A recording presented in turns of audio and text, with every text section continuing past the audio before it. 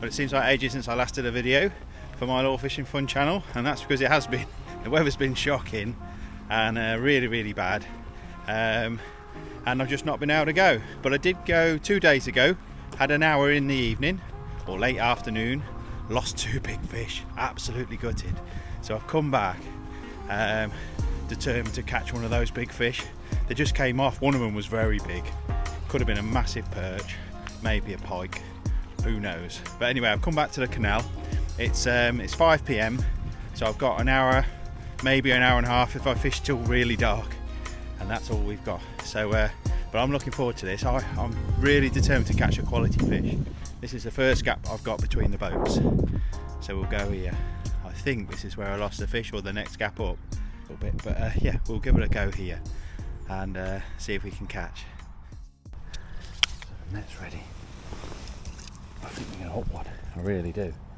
I've come with a spinning gear to begin with. Well, sorry, I've come with a crankbait to start with. That has a little roach. There's a lot of bleak in this bit of river, but it's a little lure and a little short nitinol wire trace. So anyway, we'll start off. It's very weedy here, even now. Nice. And we'll. It's a sinking one. This. I've got floating and sinking. So we'll start with this. We'll vary our retrieves. Oh yeah. Hello. If that was a bite. Not sure if that was a tap straight away or just whacking the bottom. That looks beautiful. It looks coloured, but actually I can see probably oh, there's little fish on the top, so that's good. I say it looks coloured, but there's yeah, I can see probably a foot 18 inches down. Oh, a bit of weed there. But yeah, there's some little fish top in there, which is great. It's very weedy the bottom here, so I know if I do swat to a jig head, I'm going to be hooking the weed and getting a bit of weed off it. I've tried. Oh, what was that? Don't think that was a fish. I just think we let it sink a bit too far. Yeah, so what was I going to say? Yeah, when I lost those 2 fish, I fished quite a big slim shad, and I just didn't set the hook. Just did not set the hook. So I've got floating and sinking varieties of these, or diving varieties. We'll start off on this. It's really mild today, it's like 12-13 degrees. So yeah, see that's there's definitely a bit of weed. It's probably sinking a bit more than I want. It's a shame, because I can normally bounce these across the bottom. The last place I went, I bounced them across the bottom nicely. We'll work this for 10 minutes. Lucky. Nearly went in the boat.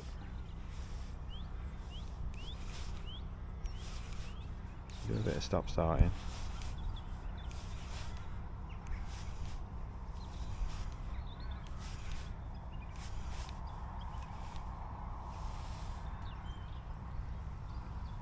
But it was a big fish, so it was either a big zander, a very big perch, or a pike. I've had quite a few jacks from here, so we'll start off on this setup anyway. The fact that I've seen a few prey fish top in is good.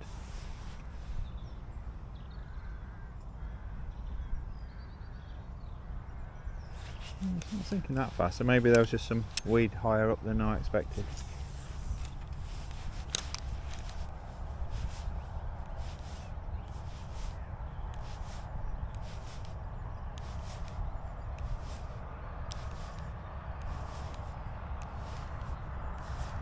I think if I had a stinger on the rig whatever it was, I lost 2 good fish. I think if I'd have had a stinger, I'd have had them, but I also would have hooked a bit more weed. So it's a real tricky oh, there's a bit of weed there, you see. It's a real tricky dilemma. You want plenty of hooks showing. I fish a weedless setup with a slim shad. and it looked mega, and obviously it attracted two big predators, but didn't set the hook. One was on for a few seconds and it just fell off. Big fish. It was a few pound. Had to be.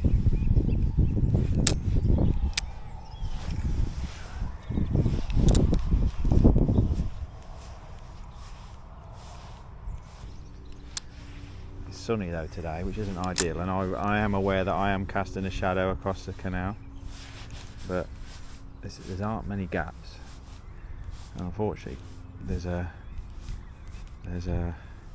oh, did you see that? Something came up then. Something had a go at that then. Step back. Something definitely had a go at that. So we definitely had a follow then.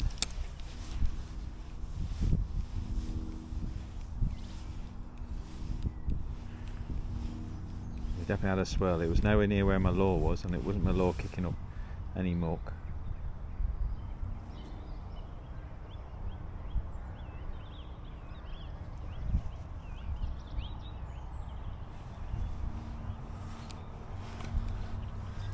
Definitely had a follow. It didn't look like a massive swirl, to be fair.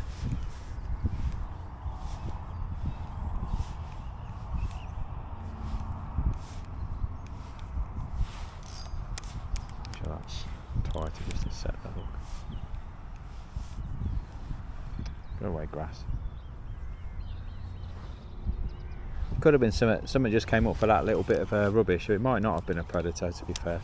Could have been a decent silverfish coming up sniffing all that rubbish. But if they're about, there's got to be some predators, isn't there? Come on, let's see, just about there. Probably should have brought me polaroids today. It would have been clever, wouldn't it? Looks beautiful, that. Looks like we should catch something.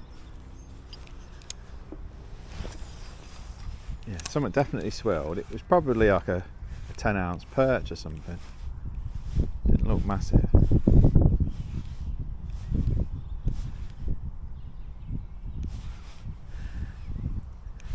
Now I had those two predators after a stop and a pause. It's a bit harder to do that with two lots of trebles.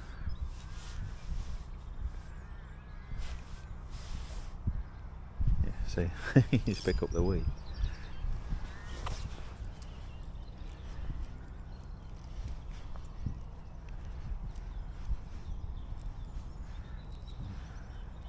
It's a shame this bit's weedy, but I wonder if that's what holds the fish. Who knows? We'll never know, I suppose. There's a load of fish top in there where I just chucked it. You'd think a perch or a pike or something would have a stab at that. If they were particularly. Ooh. No, I think I'll just catch it. Pull round then. Yeah, there's definitely a bank of weed there. It's a shame. You fish a weedless crankbait? I've got another variety that you can. I'll probably swap to actually. That's a floating variety that just dies. But normally I can bounce this across. But this is the only bit I know that's got real bad weed. Yeah, let's swap to a floating variety that will dive. I wouldn't exactly call these quick change. They're an absolute bugger to get off without hooking yourself. So I tend to use pliers to get them on and off because they're just absolute bugger in these traces. But they're nice and small and neat if you can get the things on and off. 2 hours later. They are an absolute pain, these little tiny things, but he's off. He's off. He's still attached to my finger. Alright, let's pop this one on. I'm going to put on a floating butcher, so it's slightly bigger and it'll float but it'll dive. Yeah, gotcha. I was never going to get him on.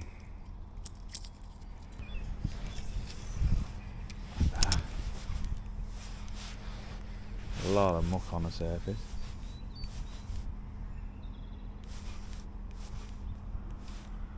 Dive's lovely. Nice.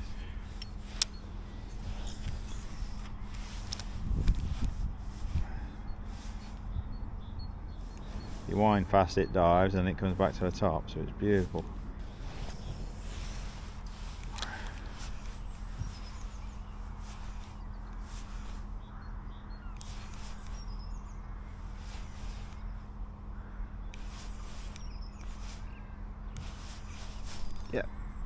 Yeah. Oh, he's off! Oh, that was on. Oh, we lost it. That was a big fish. Oh, he was on for a little bit. Oh, you bugger. That was a good fish, that. That was a big fish. This rod's 5 to 20 gram. A bit more beefed up than my usual Canal gear. I'm erring on the bigger size. That was a good fish, that. Oh, you bugger. I think we've spooked him, don't you? Didn't set the hook, snag bros would say.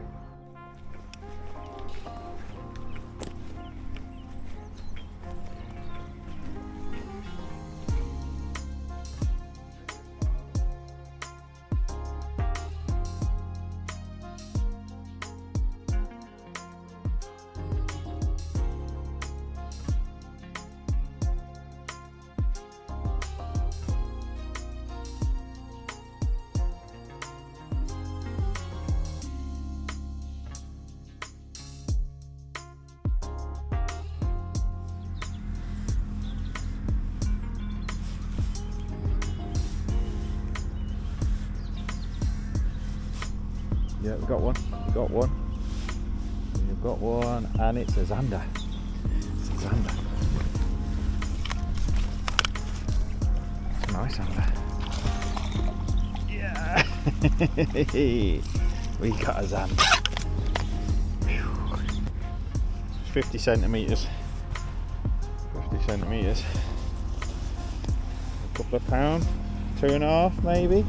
There we are. On the floating butcher. Nice. Well, absolute result. First ever outing with the old floating butcher. Fresh out the packet. We've lost one and we've caught one. So I don't know what we lost. It was either a perch or a zander, I think. I don't think it was a pike. But yeah, nice. And that was on the inside, just off the end of that boat, so nice. Brilliant. On the old crankbaits. Sure, we used to call them plugs when I was a kid. Put that away. Nice. Well, it looks nice there. All the way around there looks nice. But that cloud there does not look nice. So, well, I think we'll be giving it 5 minutes. Then we'll try and beat the rain. It's definitely going to book it down.